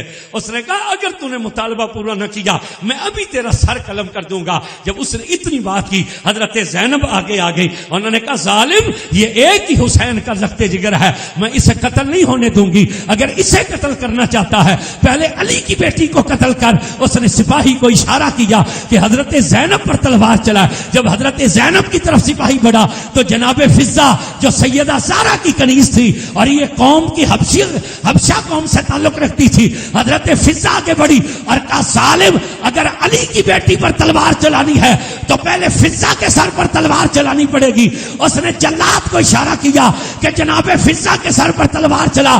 جب جلاد آگے بڑھا 500 سپاہی اس وقت یزید کے دربار میں حبشی قوم کے کھڑے تھے. انہیں غیرت پیدا ہوئی کہ ہماری قوم کی بیٹی کے سر پر جلاد تلوار چلائے. اس نے 500 تلواریں 500 سپاہیوں نے جب نکالی, یزید نے 500 تلواریں نکلتی دیکھی. اس نے جلاد کو اشارہ کیا پیچھے ہٹ جا. جب جلاد پیچھے ہٹا, حضرت زینب نے مدینے کی طرف منہ کیا اور منہ کر کے کہا واہ محمد, اے نانا, آج حبشہ کی بیٹی کے لیے تو 500 تلواریں نکلی ہے, مگر تیری بیٹی کے لیے تو ایک تلوار بھی نہیں نکلی. تیری بیٹی کے لیے تو ایک تلوار بھی نہیں نکلی, حبشہ کی بیٹی کے لیے تو 500 تلواریں نکلی. یزید نے اہل بیت کے قافلے کو قید خانے میں بھیج دیا, سر اس نے خزانے میں جمع کر دیا. اسے ارد گرد سے خبریں آنے لگیں, حالات خراب ہو گئے, بغاوتیں ہو رہی. اس نے ساتھیوں سے مشورہ کیا کیا کروں.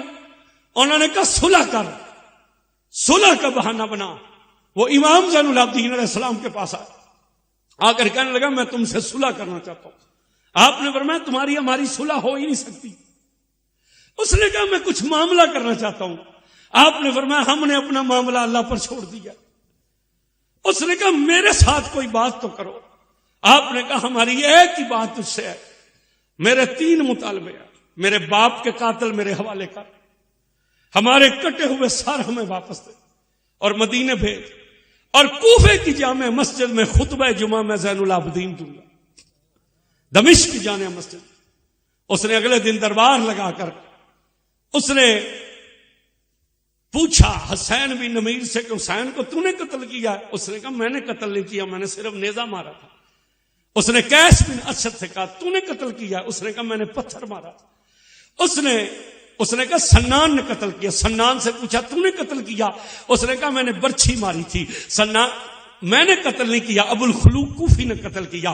ابو الخلوق سے پوچھا, اس نے کہا میں نے حسین کو قتل نہیں کیا, خولی نے قتل کیا. خولی سے پوچھا تو نے حسین کو قتل کیا. اس نے کہا میں نے قتل نہیں کیا, حسین کو شمر نے قتل کیا. یزید نے شمر سے پوچھا تو نے حسین کو قتل کیا. شمر نے کہا میں نے حسین کو کیوں قتل کرنا تھا, حسین نے میری کون سی حکومت دبائی تھی. حسین کو قتل اس نے کیا جس کی حکومت کو حسین سے خطرہ تھا. اب بات گھوم کر جب یزید پر آئی نا, اس نے امام سے کہا میں قاتل نہیں دے سکتا, میں باقی دونوں مطالبے پورے کرتا ہوں, سر بھی دیتا ہوں, جمعے کے خطبے کی اجازت دی. آپ نے کہا ٹھیک ہے. جب جمعرات آئی نا تو وہ یزیدیوں نے اسے کہا یہ تو نے کیا کر دیا ہے, تجھے پتہ ہے یہ کس کا بیٹا ہے, یہ خطیب کائنات کا بیٹا ہے, یہ امام قبلتین کا نواسہ ہے, یہ تو ان کا بیٹا کہ خلافت جن کے گھر پر ناز کرتی ہے. اس نے کہا کیا کروں. انہوں نے کہا ایسے کر کہ تو امام زین العابدین کو دیر سے اپنے ساتھ لے کر جا, اور پہلے کوئی سرکاری ملا بٹھا دے. ہوتے ہیں نا سرکاری ملا, درباری ملا, جو حکومتوں کی پشت پناہی کرتے ہیں اور شریعت کے خلاف بھی فتوے دے دیتے ہیں. ہوتے ہیں سرکاری ملا, ہیں آج کل بھی. وہ ایک ڈائنوسور کے انڈے جتنا ہے, اب نام لینے کی ضرورت نہیں ہے. پورے ملک کے علماء جس مسئلے میں کوئی مسئلے پر رائے دیں, وہ ہمیشہ حکومت کے کہنے پر الٹی رائے دیتا ہے. سرکاری مولوی ہوتے, بس نام لینے کی ضرورت نہیں ہے. سرکاری مولوی ہوتے ہیں نا, وہ شراب پیئے, وہ سود کھائیں, وہ زنا کریں, جو مرضی کریں, وہ سرکاری مولوی ہوتے ہیں. اب اس نے کہا سرکاری ملا کو بٹھا. وہ سرکاری ملا تقریر کرنے لگا. اس نے کہا جس کی بیعت ہو جائے اس کی خلافت حق ہوتی ہے, اور خلیفہ برحق کے خلاف جو بغاوت کرے اس کا سر قلم کر دینا چاہیے, چاہے وہ رسول کا نواسہ کیوں نہ ہو. یزید کی حکومت حق تھی, حسین نے بغاوت کی. جب امام داخل ہوئے نا تو وہ یہ تقریر کر رہا تھا. امام نے اندر قدم رکھتے ہی کہا یا خطیبو انت مردود, انت مغضوب, انت لعین, انت کذاب. آپ نے کہا ظالم, تو لعنتی ہے, تو کمینہ ہے, تو خبیث ہے, تو پلید ہے. اتر میرے نانے کے منبر سے, اتر میرے نانے کے منبر سے. جب علی کا بیٹا بولا نا وہ ممبر سے کانپتا ہوا نیچے اترا. آپ ممبر پر جلوہ گر ہوئے. آپ نے کہا لوگوں تقریر کال کو کہتے ہیں. میں آج تمہیں کال نہیں سناؤں گا, میں تمہیں حال سناؤں گا کہ ہمارے ساتھ ہوا کیا ہے. پھر آپ نے اول سے آخر تک بیان کیا کس طرح مدینے سے چلے, کس طرح مکے آئے, کس طرح کربلا پہنچے, کس طرح شہادتیں ہوئیں, کس طرح کوفے آئے, کس طرح دمشق آئے. جب امام زین العابدین علیہ السلام نے یہ مصائب بیان کیے نا کربلا کے, مسجد دمشق میں چیخو پکار ہو گئی, آنسو گرنے لگے. کسی یزید نے جب دیکھا کہ یہ تو لوگوں کی صورتحال بدل رہی ہے, اس کے وزیر نے کہا اذان پڑھا. اس نے مؤذن سے کہا جلدی سے اذان شروع کر. مؤذن کھڑا ہوا. جب اس نے کہا نا اللہ اکبر اللہ اکبر, امام نے خطبہ روک دیا, خاموش ہو گئے. پھر اس نے کہا اشہد ان لا الہ الا اللہ. امام چپ رہے. جب اس نے کہا نا اشہد ان محمد رسول اللہ, آپ نے کہا مؤذن میں تجھے اللہ کی قسم دیتا ہوں رک جا. مؤذن رکا. آپ نے کہا یزید بتلا محمد تیرا نانا ہے کہ میرا نانا ہے؟ محمد تیرا نانا ہے کہ میرا نانا ہے؟ اگر کہے کہ میرا نانا ہے تو تو جھوٹا ہے, اگر کہے کہ تیرا نانا ہے تو تو نے سچ کہا. تو یزید کو کہنے لگا ہاں محمد تیرا نانا ہے. آپ نے فرمایا ظالم جب یہ جانتا ہے کہ محمد میرا نانا ہے تو پھر پانی کیوں بند کیا, پھر ہم پر ظلم کیوں کیا, ہمارے خیمے کیوں جلائے, ہمارے بچوں کو کیوں شہید کیا, ہمارے بچوں کو کیوں شہید کیا.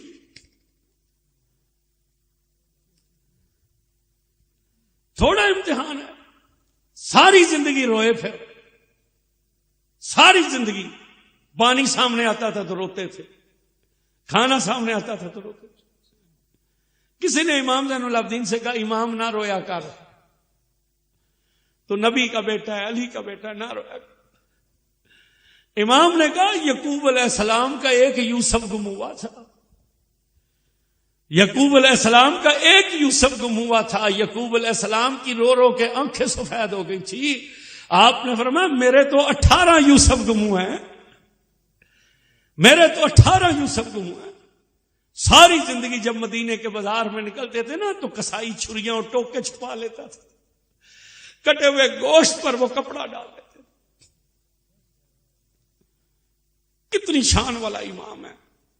جب کربلا سے واپس چلے نا تو ایک جگہ پر قیام کیا تو ایک روتی ہوئی عورت آئی بوڑھی, اور اس نے حضرت نعمان بن بشیر صحابی رسول سے کہا تمہارے قافلے میں کوئی حکیم ہے؟ فرمایا کیا بات ہے؟ اس نے کہا میرا ایک ہی بیٹا, اسے سانپ نے ڈس لیا ہے کوئی طبیب جو میرے بیٹے کا علاج کرے؟ اس نے امام زین العابدین کے خیمے کی طرف اشارہ کیا. مائی امام کے قدموں میں گری. آپ نے کہا چل ہم تیرے بیٹے کا علاج کرتے ہیں. جب اس کے دروازے پر آئے آپ نے کہا جا اندر پردہ کروا, پھر میں آؤں گا اندر. مائی اندر گئی. جب واپس آئی آ کر کہنے لگی اے حکیم تیرا شکریہ, اے طبیب تیرا شکریہ. آپ نے فرمایا کیا بات ہے؟ اس نے کہا جس کے لیے تمہیں لائی تھی وہ تو تمہارے آنے سے پہلے ہی مر چکا ہے, اب تمہاری ضرورت نہیں رہی. امام نے کہا مائی تو ہمیں جانتی نہیں ہے, ہم صرف زندوں کے طبیب نہیں ہیں, ہم تو مردوں کے بھی طبیب ہیں.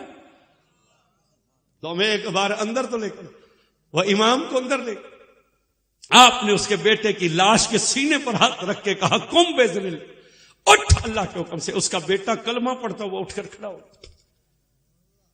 اس کا بیٹا کلمہ پڑھتا وہ اٹھ کر کھڑا. مائی قدموں میں گری. اس نے کہا ایک بات مجھے بتلا دو, میرا ایک مرا تھا, تم نے ہاتھ رکھ کر کہا قم باذن اللہ, اٹھ کر کھڑا ہو گیا. اپنے 72 کے سر اٹھا کر جا رہے ہو, انہیں زندہ کیوں نہیں کرتے؟ جب اتنا کہا تو میرے امام نے کہا مائی زندہ اسے کیا جاتا ہے جو مر جائے, اور جنہیں قرآن کہے یہ زندہ ہے انہیں زندہ نہیں کیا جاتا. جنہیں قرآن کہے یہ زندہ ہے انہیں زندہ نہیں کیا جاتا. آخری ایک بات سن لیں, یہ تو بڑی دردناک باتیں ہیں, ہم سے تو بیان بھی نہیں ہوتی ہیں. لوگوں کے لیے تو محرم کا مہینہ جو ہوتا ہے نا وہ اور حساب میں ہے. اب تو لوگ یزیدیت کا زور پڑ رہا ہے, نسبیت بڑھ رہی ہے. ہم پہلے کہتے تھے کہ دیوبندی وہابی ذکر اہل بیت سے جلتے ہیں, اب تو ہمارے اپنے مولویوں کو تکلیف ہوتی ہے. محرم کا چاند چڑھتا ہے پرچیاں شروع ہو جاتی ہیں, محرم میں نکاح جائز ہے. 11 مہینے کوئی پرچی نہیں پوچھتا, پورا ملک ہم پھرتے ہیں, پورے 11 مہینے کبھی کسی نے پرچی دے کر نہیں پوچھی کہ نکاح ہو سکتا ہے کہ نہیں. جب محرم کا چاند نظر آتا ہے لوگوں کو مسئلہ یاد آ جاتا ہے، محرم میں نکاح ہو جاتا ہے کہ نہیں ہو جاتا؟ 11 مہینے کافی نہیں تھے نکاح کے لیے، 11 مہینے کافی نہیں تھے نکاح کے لیے، تمہیں صرف محرم میں نکاح یاد کرنے آتے؟ یہ تو ہم سے پوچھو نا، جن کے گھروں میں سیدزادیاں ہیں، جب محرم کا چاند چڑھتا ہے نا ہمیں یوں لگتا ہے جیسے اسی سال امام کی شہادت ہوئی ہے۔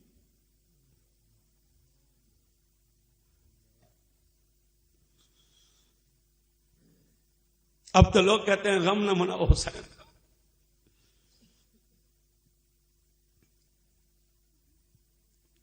نبی کریم علیہ الصلوۃ والتسلیم سن کر روئے جب جبریل نے کہا جسے اس طرح چومتے ہو اسے تو امت بے دردی سے قتل کر۔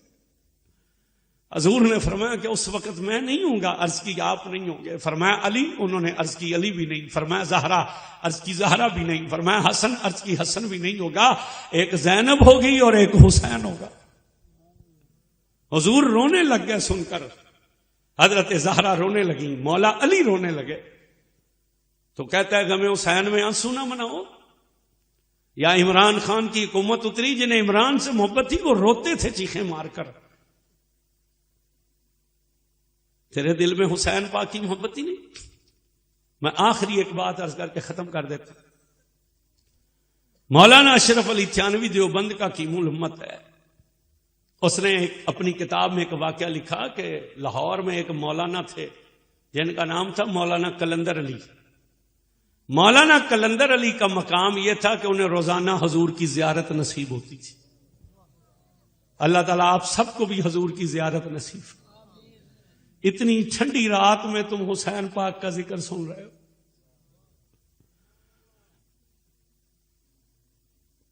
مولانا اشرف علی تھانوی نے لکھا کہ مولانا قلندر علی کو روزانہ حضور کی زیارت ہوتی تھی۔ مولانا طالب علموں کو پڑھا رہے تھے، طالب علموں میں ایک بچہ سید تھا۔ مولانا نے جب سبق سنا تو سید زادے کو سبق یاد نہیں تھا۔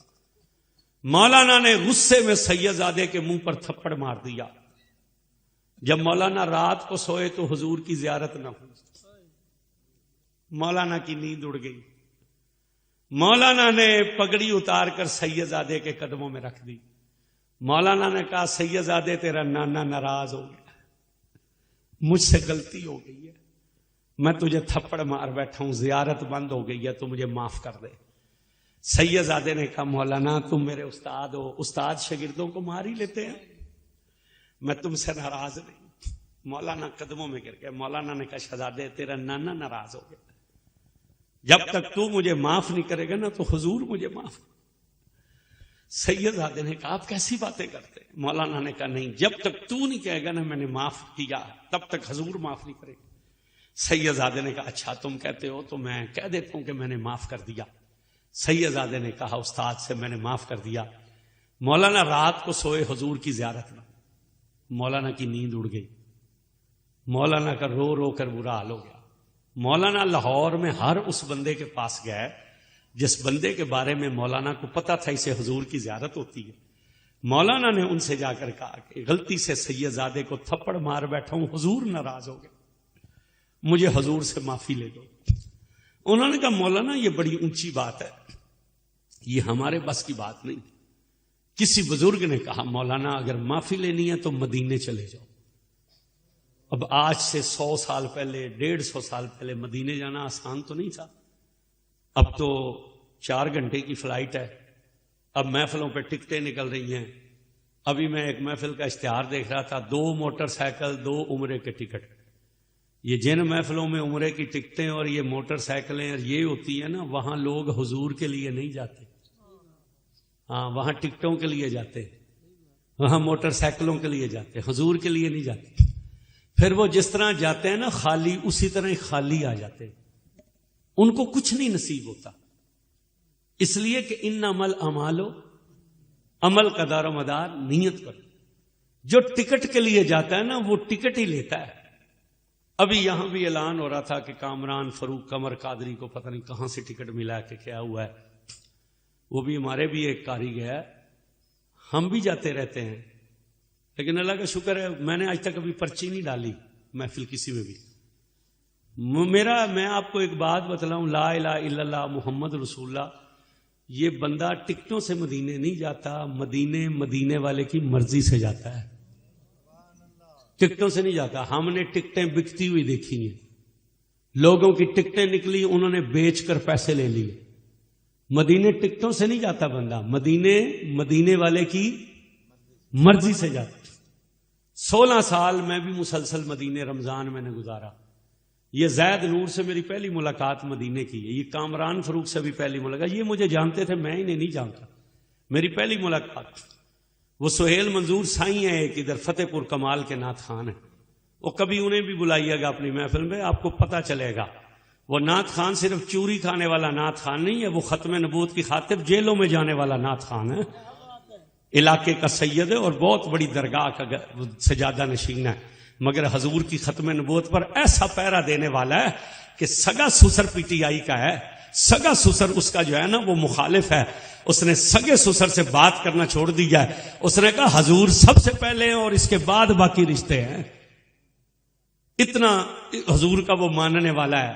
میری ان سے محبت ہو گئی تھی، یہ فیس بک پہ ملاقات میری ان سے مدینے میں ہوئی۔ وہ میں مکے تھا تو انہوں نے میسج کیا کہ ہم عمرہ کرنے آئے ہیں، میں نے کہا اچھا میں ہوٹل میں آ رہا ہوں۔ وہ جب میں گیا تو وہ نہیں تھے، پھر میں نے انہیں رابطہ کیا، انہوں نے کہا ہمارے جوتے چوری ہو گئے تھے تو ہم وہ خانے کعبے میں کو لے گیا، ہم واپس جا رہے ہیں۔ میں نے کہا اچھا چلو مدینے ملاقات۔ میں مدینہ شریف پہنچا، رات کو 2-1 بجے کا ٹائم تھا، تو وہ حضور کے نا گنبد خضراء کے سامنے کھڑے ہو کر نعت پڑھ رہا تھا، تو میں نے چپکے سے جا کے نا اس کی آنکھوں پہ ہاتھ رکھا اور میں نے اسے کہا بولیں کون ہے؟ تو اس نے آگے سے کہا کہ آپ کے علاوہ کون ہو سکتا ہے۔ وہاں میری ان سے ملاقات ہوئی، پھر انہی کے ذریعے سے یہ کامران سے بھی ہوئی اور یہ زائد نور سے بھی ہوئی۔ پھر روزانہ ہم وہاں میلاد کرتے تھے حضور کا، روزانہ محفل ہوتی تھی۔ وہ انہی کا ایک مرید تھا، وہ مٹھائی لے آتا تھا پاکستانی، اور وہ جب ہم بانٹتے تھے تو حاجی لوگ بڑے حیران ہوتے تھے کہ پاکستان کی مٹھائی یہاں کیسے آ گئی، اور وہ بھی تازہ مٹھائی۔ تو میں جو عرض کرنا چاہ رہا تھا وہ میں بھی اندر بیٹھ کے سن رہا تھا، اور میرے ذہن میں خیال آیا یہ سارے نعت خان وہاں ہوتے ہیں رمضان شریف میں، سارے نعت خان۔ اور پتہ ہے پیر جی آپ کو یہ کیوں وہاں ہوتے ہیں رمضان میں؟ رمضان میں پاکستان میں محفلیں نہیں ہوتی ہیں۔ ہاں میں قسم اٹھا کے کہتا ہوں، لا الہ الا اللہ محمد رسول اللہ، جھوٹے پر اللہ کی لعنت، یہ اکثریت ان کی وہاں جاتی ہے۔ میں آپ سے ایک بات پوچھنا چاہتا ہوں، یہ جو ہر سال وہاں مدینے جاتے ہیں، رمضان گزارتے ہیں، عید وہاں کرتے ہیں، یہ واپس آ کر اپنی فیس بھی انہوں نے کم کی ہے؟ تو انہوں نے حاصل کیا حضور کے دربار میں جا کر؟ ایک بندہ جو کہتا ہے میں ہر سال مدینے جاتا ہوں اور میں عید گزارتا ہوں، اور واپس آ کر وہ میلاد کرانے والے سے کہتا ہے 1 لاکھ روپے میرے اکاؤنٹ میں بھیج دو، اس نے مدینے جا کر لیا کیا ہے؟ اس نے حاصل کیا مدینے جا کر؟ اور میں آپ کو سچی بات بتلاؤں، یہ نمازیں بھی نہیں پڑھتے مدینے جا کے، یہ سارا دن ہوٹلوں میں سوئے رہتے ہیں، رات کو وہاں نکل آتے ہیں۔ اور میں نے ان آنکھوں سے دیکھا ہے یہ وہاں بھی ان بندوں کو ڈھونڈ رہے ہوتے ہیں جو پاکستان میں بڑی بڑی محفلیں کرانے والے ہوتے ہیں، ان کی چمچا گیری کر رہے ہوتے ہیں۔ میں نے 2 بندے دیکھے جو پورے مدینے میں نے وہ فوت ہو گئے، دونوں بندے، اللہ قبر پر کروڑوں رحمتیں نازل۔ وہ مدینے جا کر نعت نہیں پڑھتے تھے، یہ مدینے جا کر محفلیں ڈھونڈتے ہیں۔ میں نے الحاج یوسف محمد سے پوچھا، میں نے کہا تم پاکستان کے سب سے بڑے نعت خان ہو اور ساری رات تم حضور کے روزے کے باہر بیٹھے رہتے ہو، یا مدینے میں اتنی محفلیں ہوتی ہیں تو آپ محفل میں کیوں نہیں جاتے؟ یوسف محمد نے مجھے ایک بات کی، اس نے کہا حضرت محفل تو مجھے پاکستان میں بھی مل جائے گی مگر گنبد خضراء مجھے پاکستان میں نہیں ملے گا۔ جو 4 گھنٹے میں نے کسی کے گھر محفل میں بیٹھنا ہے، اس سے بہتر نہیں ہے کہ میں مدینے آ کر حضور کے پاس 4 گھنٹے بیٹھوں۔ قاری کرامت علی نعیمی اور یوسف محمد کو میں نے دیکھا، پوری زندگی انہوں نے مدینے میں محفل نہیں پڑھی تھی۔ وہ کہتے تھے جتنی دیر ہم نے ہوٹل میں بیٹھ کر محفل پڑھنی ہے نا، وہی وقت ہم رسول اللہ کے روزے کے سامنے بیٹھ کر حضور کے سامنے نعت پڑھیں گے۔ میں صرف ایک بات، میں کوئی تنقید نہیں کر رہا، صرف ایک بات عرض کر رہا ہوں، فائدہ ہے کوئی؟ جب واپس آتے ہو تو تم لاکھ 1.5 لاکھ تم لیتے ہو، کیا فائدہ ہوا تمہیں؟ یہ عبدالرؤف روفی یہ مل گیا مدینہ شریف، میرے مرشد پاک زندہ تھے اس وقت، یہ ملا انہیں باب جبریل پر، تو باب السلام پہ ملا، حضرت صاحب سے جب سلام لیا نا پیر سید کبیر علی شاہ صاحب سے، اس نے چورا شیل والے، آپ نے فرمایا روفی صاحب کدھر جا، روفی صاحب فیس آج کل کیا چل رہی ہے؟ تو بڑا کچا سا ہو کے کہنے لگا جی 70,000۔ تو آپ نے فرمایا آپ کدھر جا رہے ہو؟ کہنے لگا حضور کی بارگاہ میں سلام پیش کرنے جا رہا ہوں۔ آپ نے فرمایا پھر شرم نہیں آئے گی حضور کے سامنے جاتے ہوئے؟ حضور کے سامنے جاتے ہوئے شرم نہیں آئے گی؟ یہ آپ کی اس محفل کا ٹائم جو ہے نا وہ کوئی 6-7 مہینے پہلے اس نے مجھے زاہد نے کہا کہ ایک محفل چاہیے، میں نے انہیں کہا ٹھیک ہے ٹائم مل جائے گا، بس انہیں اتنا سا بتلا دینا کہ پیٹرول بہت مہنگا ہو گیا ہے۔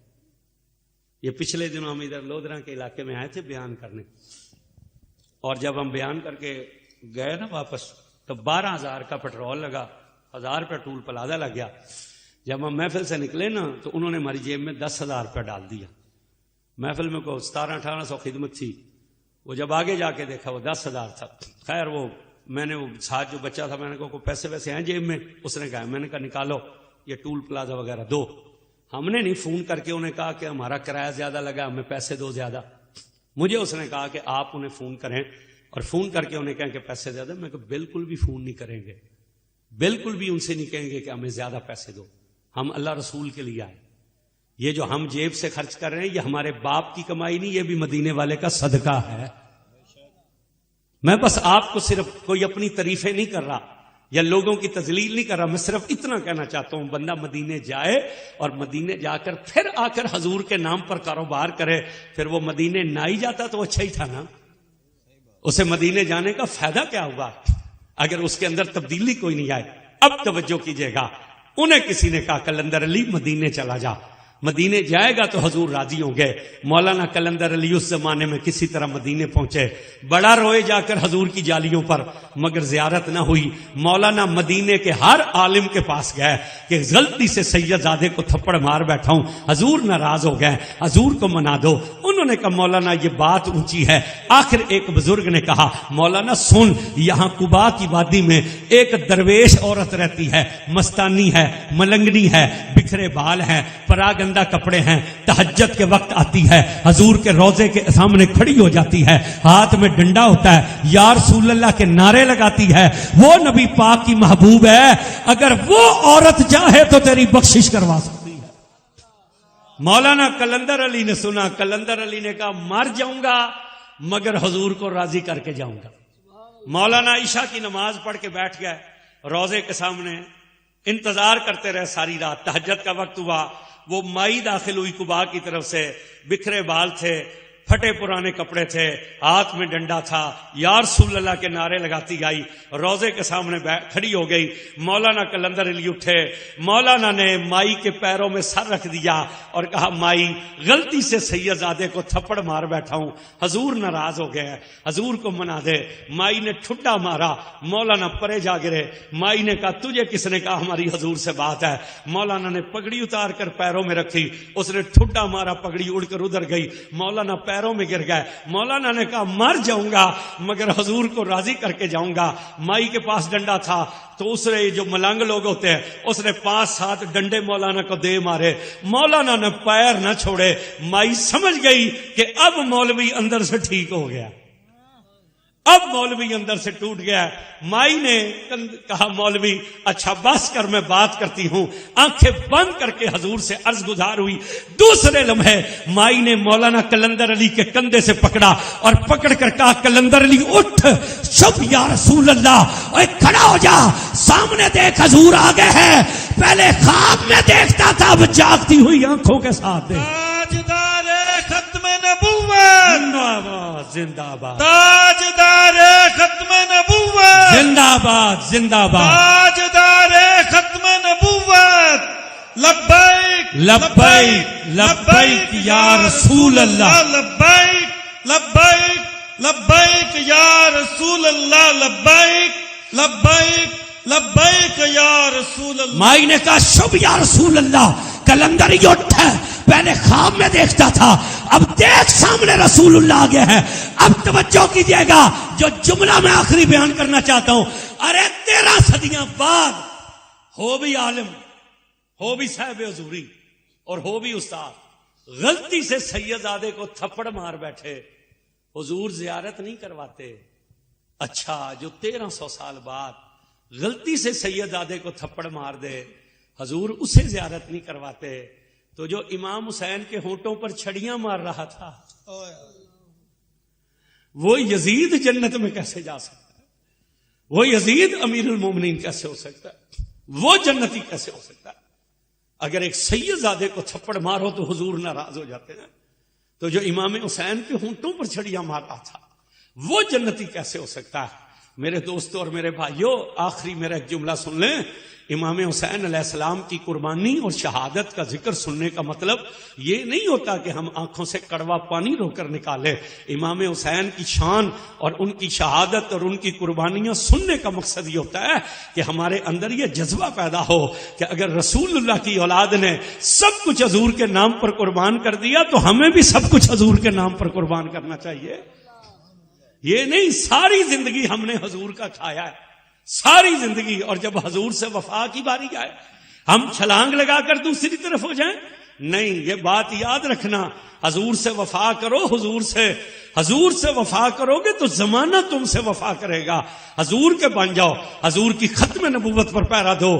جتنے آپ ولیوں کے دربار پر چلے جائیں نا، ہر ولی کی قبر پر تختی جو لگی ہے، کسی پر لکھا ہے مرکز تجلیہ، کسی پر لکھا ہے مرکز روحانیت. ایک واحد مہر علی شاہ ہے کہ جس کی قبر پر جاؤ نا تو اس کی قبر کی تختی پر لکھا ہے مامور من رسول اللہ، مامور من الرسول.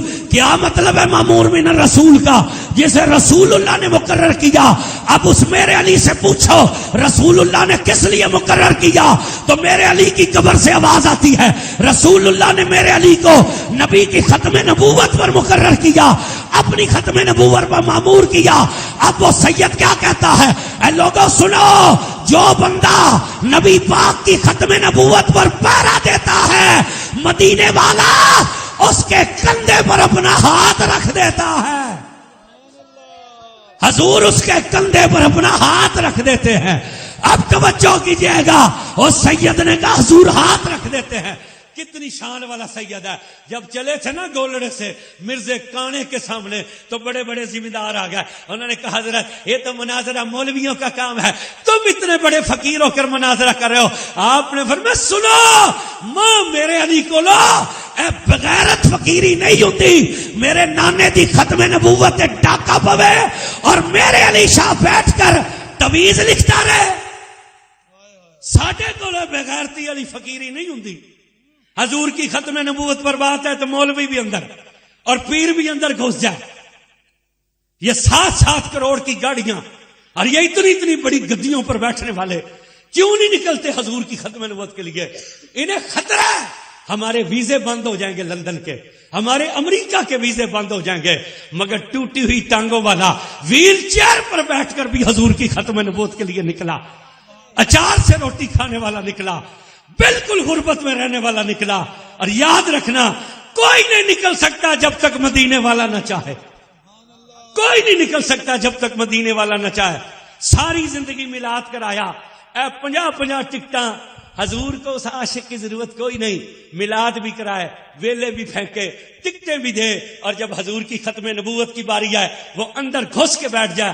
حضور کو ایسے عاشق کی ضرورت نہیں. اے ہون ساڑے تے بیلی عاشق ہی انہوں بنا دے نا جڑا 1000 دی ویل کڈے، جڑا 5000 دا نوٹ دے وہ وڈا عاشق رسول، تے جڑا 1000 دے سٹے وہ بھی عاشق رسول، تے جڑا 100 دے سٹے وہ بھی عاشق. حضور نو ان عاشقاں دی لوڑ نہیں کہ جو پیسے تو پھینکے مگر ختم نبوت کی باری جائے اندر گھس کے بیٹھ جائے. حضور کو تو وہ عاشق پسند ہے چاہے کھوتا ریڑی چلانے والا ہو، مگر جب نبی کی عزت کی باری آئے تو چھپ کر نہ بیٹھے، سڑک پر نکل کر کھڑا ہو جائے. تاجدار ختم نبوت. میری جو جب پیچھے یہ پڑھنے لگے نا چھاپے، میرے گھر بھی پولیس آئی 2-3 مرتبہ آئی. وہ بتلا دیا ہمیں کسی نے، تو میں پھر پتا چلا کہ وہ عورتوں کو گرفتار کر رہے ہیں. تو میں نکل گیا یہ باہر کے علاقوں میں. میری بیوی جو ہے نا وہ غوث پاک کی اولاد سے، اور میری جو بانجی ہیں وہ امام علی نقی کی اولاد سے. ساری سیدزادی ہیں میرے گھر میں. میں نے ایک ہی فون کر کے میں نے ایک ہی بات کی، میں نے کہا ڈرنا نہیں ہے تمہیں، اگر پولیس والے تمہیں لینے کے لیے آ جائیں تو چلے جانا تھانے، اگر حسین کی بیٹیاں چلی گئی ہیں تو تم نہیں جا سکتی۔ کیا بات، بالکل گھبرانا نہیں، یہ جو عزت دی ہوئی ہے نا یہ حضور کی دی ہوئی ہے، بے شک، یہ ہماری نہیں ہے، یہ حضور کی دی ہوئی ہے۔ بس اتنا کہوں گا، چوری کھانے والے عاشق نہ بننا، وہ عاشق بننا کہ جب وقت حضور کی عزت پر آئے تو پھر باہر نکلنا، جان دینی پڑے تو جان دینا، مال دینا پڑے تو مال دینا، اور ڈرنا نہیں ہے۔ اور میں ایک گل تو کرے سا ویسے سنیو، تساں جان تک کہہ دینی سی، جدو ایک پرچی دی واری آئی تو تساں پرچی نہ دیتی۔ کیا مانگا تھا تم سے؟ ایک پرچی تو مانگی تھی۔ ساری زندگی تم یہی کہتے ہو یا اللہ حضرت عمر جیسا حکمران دے، اسلام مسجدوں میں یا اللہ نظام مصطفیٰ نافذ فرما، پورا مجمع آمین کہتا ہے۔ جب نماز عام مصطفیٰ کے لیے پرچی دینے کی باری آتی، بندے چھلانگ لگا کر دوسری طرف چلے جاتے۔ تم سے مانگا کیا تھا؟ ایک پرچی تو مانگی تھی حضور کی عزت پر۔ اور قیامت کے دن جب تمہارا نام اعمال پیش ہو اور نیکی نہ نکلے تو کم از کم اتنا تو نکلے نا کہ ایک پرچی تھی کہ جب مور لگانے گیا تھا تو لبیک یا رسول اللہ کا نعرہ لگا کر مور لگائی تھی۔ تم ان سے توقع لگا کر بیٹھے ہو کہ یہ اسلام لائیں گے جنہیں انا اعطینا کل کوثر بھی نہیں آتی، یہ اسلام لائیں گے جنہیں سورہ قل هو اللہ احد نہیں آتی، یہ اسلام لائیں گے جنہیں نماز پڑھنی نہیں آتی۔ ان سے امید کرتے ہو کہ یہ اسلام لائیں گے، یہ اسلام نہیں لائیں گے، اسلام وہ لے کر آئیں گے جنہوں نے اسلام پہلے اپنے اوپر نافذ کیا۔ بے شک، کرو گے حضور سے وفا؟ انشاءاللہ۔ ہاتھ کھڑے کرو جڑے حضور دے وفادار، دو میں ہاتھ چکنے، دو میں منافقہ دی طرح نہیں، عاشقاں دی طرح اونچے کر کے اونچے کرو گے حضور کے ثواب۔ حضور کی خاطر جان دینی پڑی تو دو گے، حضور کی خاطر مال دینا پڑا تو دو گے، اولاد دینی پڑی تو دو گے، دوڑو گے تو نہیں نا، نبی پاک کی خاطر مر جاؤ گے نا، مٹ جاؤ گے نا۔ اور یہ بات یاد رکھنا، یہ زندگی ہماری نہیں ہے، یہ زندگی بھی حضور کی ہے، یہ اولاد ہماری نہیں ہے بھی حضور کے لیے ہے، یہ مال ہمارا نہیں ہے بھی حضور کے لیے ہے، یہ جتنا کچھ ہے یہ سب حضور کے لیے ہے۔ اب میرے ساتھ نعرہ لگانا ہے، اور نعرہ وہ بندہ لگائے جس کا عقیدہ یہ ہے میں اپنی کمائی پہ پھلتا ہوں، وہ منہ بھی بند رکھے، ہاتھ بھی نیچے رکھے، اور جس کا عقیدہ ہے میں اپنی کمائی پہ نہیں، میں رسول کے ٹکڑوں پہ پھلتا ہوں، وہ دونوں ہاتھ اٹھا کر اور سینے کا زور لگا کر بولے گا یا سارت الرسول لبیک لبیک لبیک یا رسول اللہ، لبیک لبیک لبیک یا رسول اللہ، لبیک لبیک لبیک یا رسول اللہ۔ تاجدار ختم نبوت، تاجدار ختم نبوت، زور سے دونوں ہاتھ اٹھا کر دو مرتبہ زندہ باد کہنا ہے، تاجدار ختم نبوت، تاجدار ختم نبوت۔ من سبا نبیًا، من سبا نبیًا، گستاخ رسول کی ایک صدا۔ اللہ تعالیٰ آپ کو سلامت رکھے، اللہ امیر المجاہدین کی قبر پر کروڑوں رحمت نازل فرمائے۔ جب اس انڈیا کی کتیا نے حضور کی توہین کی نا، اگلے دن انٹرویو والے آئے اور اخبار والوں ٹی وی والوں نے سے کہا ہم نے سنا تمہیں کوئی دھمکیاں مل رہی ہیں؟ اس نے کہا ہاں مجھے دھمکیاں آ رہی ہیں، مگر وہ بھارت سے نہیں، وہ پاکستان سے آ رہی ہیں۔ انہوں نے کہا کیا دھمکی آتی ہے؟ اس نے کہا مجھے ایک ہی دھمکی دے رہے ہیں کہ گستاخ رسول کی ایک سزا، سر تن سے جدا، سر تن سے جدا۔ اتنا سننا تھا میرے آنسو گرنے لگے۔ میں نے کہا واہ خادم حسین رضوی، تیری قبر پر بھی کروڑوں سلام کہ دنیا کے کسی کونے میں ہر گستاخ کو پتا ہے اگر ہم نے ان کے نبی کی توہین کی نا، کوئی آیا یا نہ آیا مگر لبیک والا ضرور آ جائے گا۔ کوئی آیا نہ آیا، لبیک یا رسول اللہ، لبیک لبیک لبیک یا رسول اللہ، لبیک لبیک لبیک یا رسول اللہ، لبیک لبیک لبیک یا رسول اللہ، لبیک لبیک لبیک یا رسول اللہ، لبیک لبیک لبیک یا رسول اللہ۔ پوری دنیا کے گستاخ کو پتا ہے، گیرٹ ویلڈر سے لے کر اس انڈیا کی کتیا تک ہم نے ان کے نبی کی توہین کی، کوئی آئے نہ آئے مگر لبیک والا ضرور آ جائے. واہ خادم حسین رضوی تیری قبر پر کروڑوں سلام. تو قوم کو حضور کی عزت میں غیرت سکھا کر گیا. بے شک یہ پچھلے سال 12 ربیع الاول نا، تو یہ راجن پور کی طرف پروگرام تھا. اس سال تو پھر ہم گئے نہیں، اپنے شہر میں رہے. وہ جب کوٹ چھٹا کراس کرنے لگے نا تو جلوس پہ پھنس گئی گاڑی. تو میں نے ڈرائیور سے کہا موڑ کر بائی پاس سے نکال. تو جب موڑنے لگا تو ایک ٹرالی آ کے رکی حضرت. تو اس زمانے چ بھی ہے ساری جماعت دے خلاف آپریشن ہو رہا سی، بندے پکڑ رہے سن، پرچے کر رہے سن. انہیں تو وہ نکے نکے بچے سن ٹرالی چ، اور انہوں دی عمر سن 5 تو 10 12 سال تک. وہ جب گاڑی موڑی نا تو بچوں نے میری گاڑی دیکھی اور پھر وہ یا رسول اللہ لکھا دیکھا. تو مجھے دیکھ کر نا وہ بچے نعرے لگانے لگے من سبا نبی فقتلوہ. اور نکے نکے بچے، میری آنکھوں سے آنسو گرنے لگے. وہ ڈرائیور مجھے کہنے لگا حضرت کیوں روندے ہو؟ میں کہ روندا اس گلوں میں سوچنا عمران خان دے نہ تے بھی پرچا دے نہ. میں کہ واہ خادم حسین، جنہاں کھڈاونیاں نال کھیڈنا سی نا تے جنہاں لوریاں یاد کرنیاں سن، انہاں لوریاں نہیں یاد کیتیاں، انہاں بھی ایکو گل یاد کیتی ہے من سبا نبی فقتلوہ.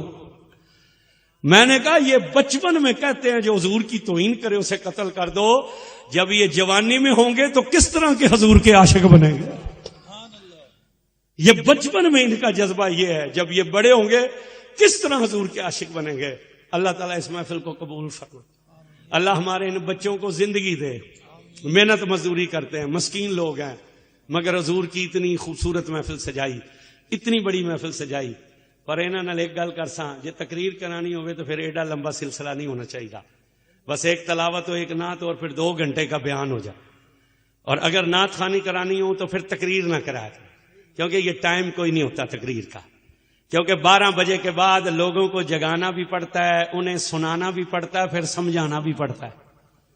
3 کام کرنے پہنتے. بہرحال اللہ تعالیٰ اس محفل کو قبول فرمائے. اللہ تعالیٰ آپ سب پر راضی ہو. اور لا الہ الا اللہ محمد رسول اللہ میرا ایمان ہے، اللہ آپ پہ راضی ہے اور حضور بھی آپ پہ راضی ہے. سلام کے لیے کھڑے ہو جائیں، سلام پڑھیں گے پھر دعا مانگیں.